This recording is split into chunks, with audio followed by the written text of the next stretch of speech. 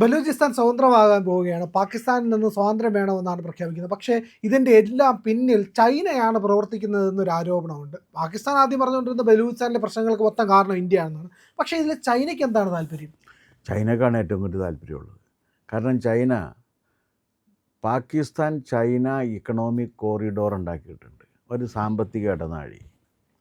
ആ സാമ്പത്തിക ഇടനാഴി ചെന്ന് ചേരുന്നത് ബദ്വാർ തുറമുഖത്താണ്, ഗദ്വാർ തുറമുഖത്താണ്. ചൈനയെ സംബന്ധിച്ചിടത്തോളം പടിഞ്ഞാറൻ ചൈനയ്ക്ക് ആകെ ബന്ധപ്പെടാവുന്ന ഏക തുറമുഖം അതാണ്. ആ തുറമുഖത്തേക്ക് വന്നു കഴിഞ്ഞാൽ ചൈനയുടെ ട്രേഡിന് വലിയ മാറ്റം ഉണ്ടാകും, വലിയ സാമ്പത്തിക നേട്ടങ്ങളുണ്ടാകും. അപ്പോൾ ഈ തുറമുഖത്തെ ലക്ഷ്യം വെച്ചുകൊണ്ടാണ് ചൈന എന്ത് ചെയ്തുകൊണ്ടിരുന്നത്? പാകിസ്ഥാനെ സഹായിച്ചുകൊണ്ടിരുന്നത്. പക്ഷേ സംഭവിച്ചത് എന്താണെന്ന് വെച്ചാൽ, ബലൂച്ച് വിമോചന സൈന്യം അവിടെ വലിയ രീതിയിൽ മാറ്റം വരുത്തുകയും അധികാരം പിടിച്ചെടുക്കുകയും ഒക്കെ ചെയ്തു. ഇപ്പോൾ ആ തലസ്ഥാന നഗരി ഉണ്ടല്ലോ, ക്വറ്റർ. ആ ക്വറ്റർ എന്ന് പറയുന്ന തലസ്ഥാന നഗരിയിൽ കുറച്ച് പ്രദേശത്ത് മാത്രമാണ് പാകിസ്ഥാൻ്റെ സാന്നിധ്യമുള്ളത്. ബാക്കി എല്ലാ സ്ഥലത്തു നിന്നും പോയി കഴിഞ്ഞു.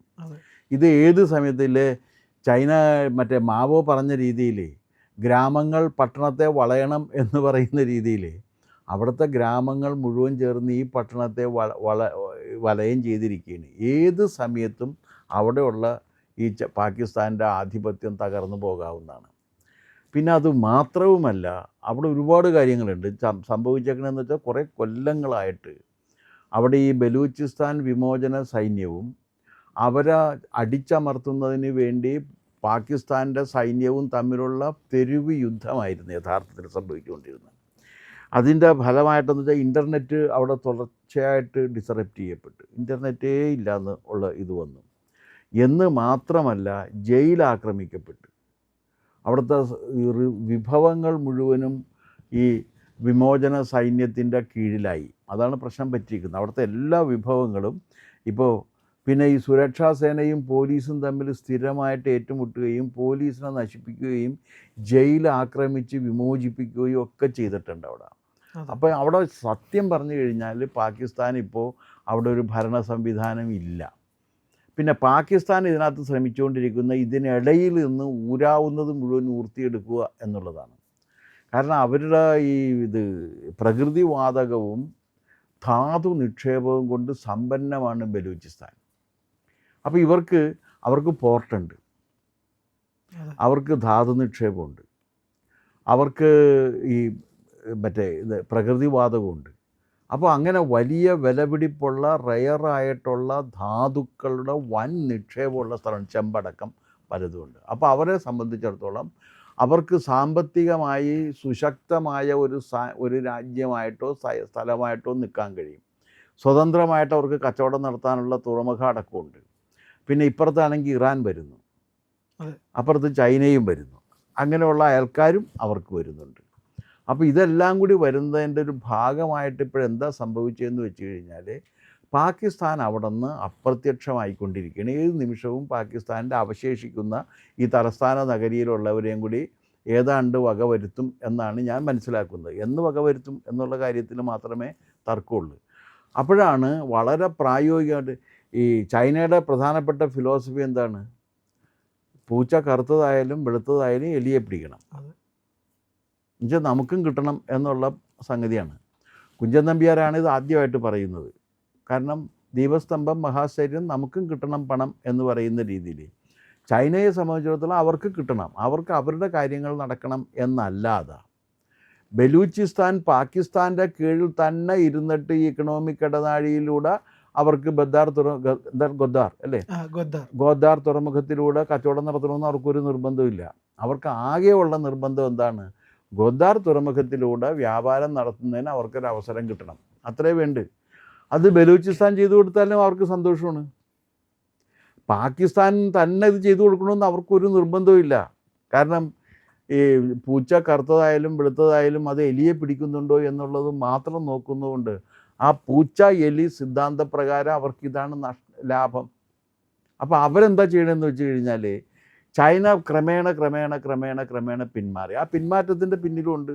കാരണം ധാരാളം ചൈനക്കാർ അവിടെ കൊല്ലപ്പെട്ടു.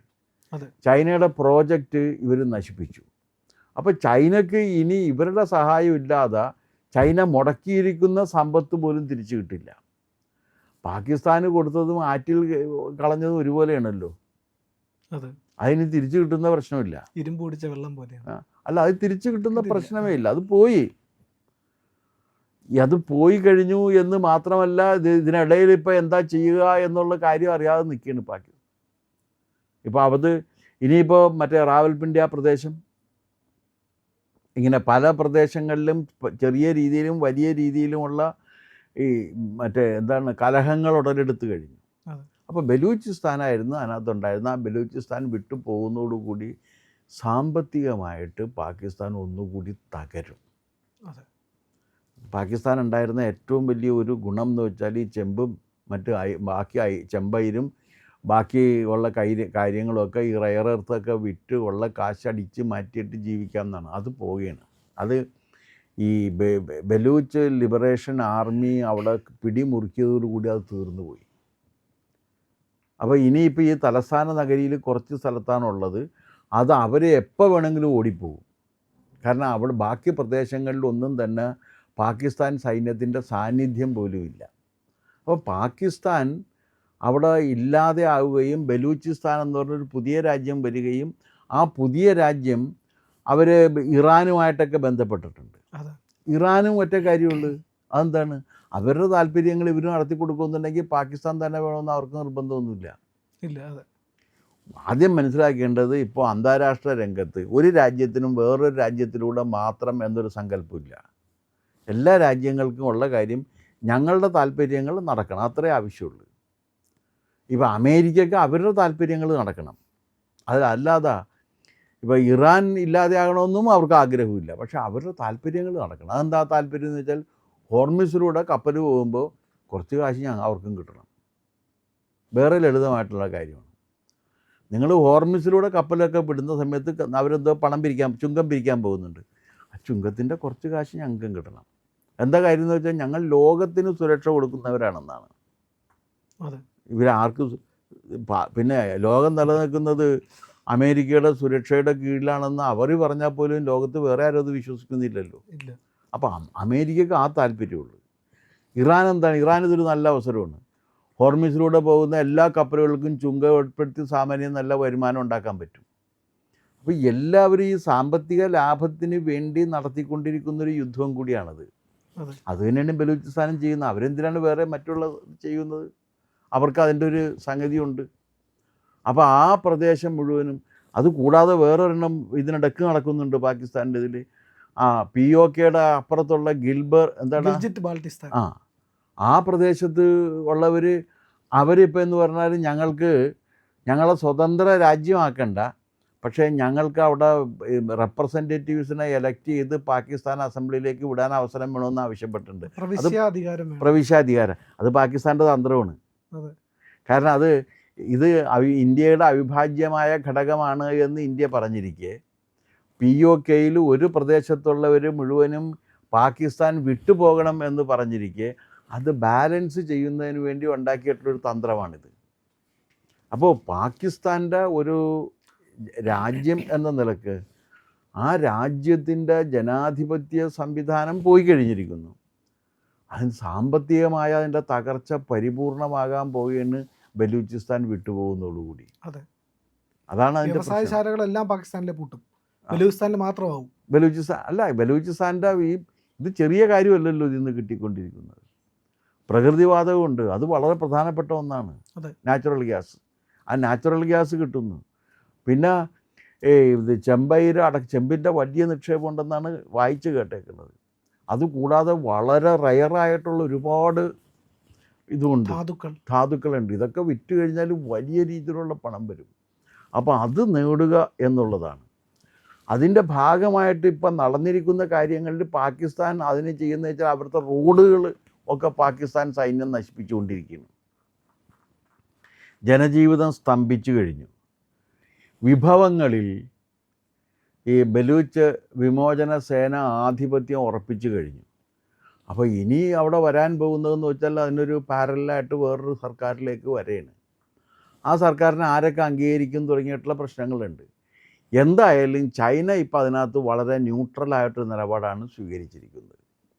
കാരണം അവരെന്തിന് വെറുതെ ഇതിനകത്ത് ചെയ്യണം? തുറമുഖത്തിലേക്കൊരു ആക്സസ് കിട്ടണം, അതുവഴി അവർക്ക് ട്രേഡ് നടത്തണം, ട്രേഡ് നടത്തി കൂടുതൽ കാശുണ്ടാക്കണം. അതാണ് ചൈനയുടെ കാര്യം. ഇതെല്ലാം വിറ്റ് കൂടുതൽ കാശുണ്ടാക്കി രാജ്യം ശരിയാക്കണം എന്നുള്ളതാണ് ഇതിൻ്റെ. ഇത് നിലനിർത്തിക്കൊണ്ട് കാശുണ്ടാക്കണമെന്നുള്ളതാണ് പാകിസ്ഥാൻ്റെ. ഇറാനാണെന്നുണ്ടെങ്കിൽ ഇവർ വന്നാലും കൊള്ളാം, അവർ വന്നാലും കൊള്ളാം, ഇവരാണെങ്കിൽ ഇവർ, അവരാണെങ്കിൽ അവർ. പിന്നെ അത് രണ്ടും ഒരു ഇസ്ലാമിക രാജ്യമായതുകൊണ്ട് അവർക്ക് അതിൻ്റെ പേരിലൊരു പ്രശ്നവുമില്ല. അപ്പോൾ ഇത്തരത്തിൽ എല്ലാവരും അവരവരുടെ ലാഭത്തിന് വേണ്ടി നടത്തിക്കൊണ്ടിരിക്കുന്ന ഒരു കളിയാണ് ഇപ്പോൾ നടന്നുകൊണ്ടിരിക്കുന്നത്. ഇതിൻ്റെ ഫലം എന്താണെന്ന് വെച്ചാൽ പാകിസ്ഥാൻ എന്ന് പറയുന്ന ഒരു രാജ്യം അസ്തമിച്ചു പോകും എന്നുള്ളതാണ്, ചെതറിപ്പോകും എന്നുള്ളതാണ്. അതിൻ്റെ ചെതറിപ്പോകുന്നതിൻ്റെ ഒരു ഏറ്റവും വലിയ ഒരു തുടക്കമായിട്ട് ആണ് നമ്മളിതിനെ കാണേണ്ടത്. ഇതിനു മുമ്പ് പാകിസ്ഥാൻ പോയി, ബംഗ്ലാദേശായിട്ട് പോയി, പക്ഷേ ഇനി അത് പലതായിട്ട് തിരിയും. അങ്ങനെ മതത്തിൻ്റെ പേരിൽ രാജ്യം വേണം എന്ന് പറഞ്ഞ് സ്വരൂപിച്ചെടുത്ത ഒരു രാജ്യം ആ മതത്തിൻ്റെ പേരിൽ തന്നെ പലതായിട്ട് പിരിഞ്ഞു പോകുന്ന കാഴ്ച കൂടി നമുക്ക് ഈ ചരിത്രസന്ധിയിൽ കാണേണ്ടി. പ്രിയപ്പെട്ട പ്രേക്ഷകരെ, ഞങ്ങൾ ഇന്ത്യ ലൈവ് പതിവുപോലെ നമ്മൾ പറയുകയാണ്, മാധ്യമങ്ങളിൽ വരാത്ത, മറ്റു മാധ്യമങ്ങൾ പറയാത്ത വാർത്തകളാണ് നിങ്ങളുടെ മുന്നിലേക്ക് കൊണ്ടുവരുന്നത്. ഇത് പറയാൻ ഞങ്ങൾക്ക് പ്രേരണയും ശക്തിയും നിങ്ങളാണ്. നിങ്ങൾ ഞങ്ങളുടെ കൂടെ ഉണ്ടാവണം. ഞങ്ങളുടെ ചാനൽ സബ്സ്ക്രൈബ് ചെയ്യണം.